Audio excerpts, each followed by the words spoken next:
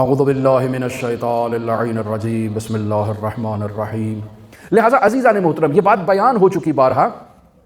کہ انسان جو محبت کرتا ہے یہ دو طرح کی محبت ہے۔ ایک دفعہ انسان محبت کرتا ہے اور یہ محبت انسان کی اختیار کردہ محبت ہے، یعنی انسان معرفت کے نتیجے میں اللہ کی معرفت حاصل کرتا ہے، انسان معرفت کے نتیجے میں حضرات اہل بیت اور رسول خدا صلی اللہ علیہ وآلہ وسلم کی معرفت حاصل کرتا ہے، اور اسی معرفت کے نتیجے میں انسان کے وجود میں محبت آتی ہے، اسی معرفت کے نتیجے میں انسان کے اعمال ظاہر ہوتے ہیں۔ ایک ہے محبت یہ، لیکن ایک محبت وہ ہے جو انسان کی فطرت میں، انسان کی طینت میں، انسان کے خمیر کا لازمہ ہے، کہ جس کے لیے بیان کیا کہ حبنا اہل البیت اساس الاسلام، کہ اہل بیت کی محبت جو ہے وہ اساس اسلام ہے۔ یہ انسان کی فطرت میں ہے کہ شیعتنا خلقوا من فاضل طینتنا، کہ ہمارے شیعہ جو ہے وہ ہماری فاضل طینت سے خلق ہوئے ہیں۔ ایسا انسان جب کسی محب کی طرف متوجہ ہوتا ہے تو اس کے وجود میں وہ محبت کے آثار نمایاں طور پر دکھائی دیتے ہیں۔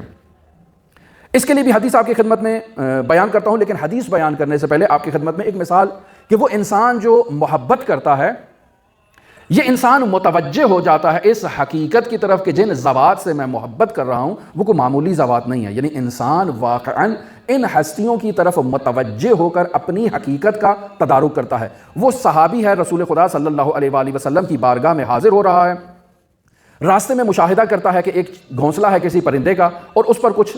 پرندے اور کچھ بچے موجود ہیں۔ یہ ان بچوں کو اٹھاتا ہے تاکہ جناب خاتم الانبیاء کی بارگاہ میں بطور تحفہ، بطور ہدیہ پیش کرے۔ اب جب ان بچوں کو لے کر جناب خاتم الانبیاء کی بارگاہ میں آتا ہے تو ایسے ہی اس کی جو ماں ہے ان پرندوں کی، وہ کہیں سے اڑتی ہوئی آتی ہے اور بغیر کسی خوف و خطر کے اپنے بچوں کو اپنی آغوش میں لے لیتی ہے، اور تمام اصحاب اس واقعے پر اور اس حقیقت پر تعجب کرتے ہیں، ورطہ حیرت میں مبتلا ہو جاتے ہیں کہ یہ کیسے محبت کا اظہار کیا ہے اس پرندے نے، اور کسی کا خوف اور کسی کا خطرہ محسوس نہیں کر رہی ہے، اس کی کیا وجہ ہے؟ تو جناب خاتم الانبیاء ان اصحاب کی طرف متوجہ ہو کر فرماتے ہیں کہ ایھا الاصحاب، آپ نے مشاہدہ کیا کہ یہ پرندہ کیسے بے خوف و خطر آیا اور آ کر اپنے بچوں کو اپنی آغوش میں لے لیا ہے۔ جان لو جتنی محبت یہ پرندہ اپنے بچوں سے کرتا ہے، اللہ 1000 گنا اس سے زیادہ اپنی مخلوق سے اور اپنے انسانوں سے اور اپنے بندوں سے محبت کرتا ہے۔ لہٰذا انسان ہے کہ اس کو یہ چاہیے کہ وہ اللہ کی بارگاہ میں خاضع ہو، اللہ کی بارگاہ میں فرمانبردار ہو، مطیع ہو۔ یہ انسان کی محبت کا لازمہ ہے کہ انسان جب متوجہ ہو جائے اپنے اس خالق کی محبت کی طرف تو اس کے اعضاء و جوارح اس کا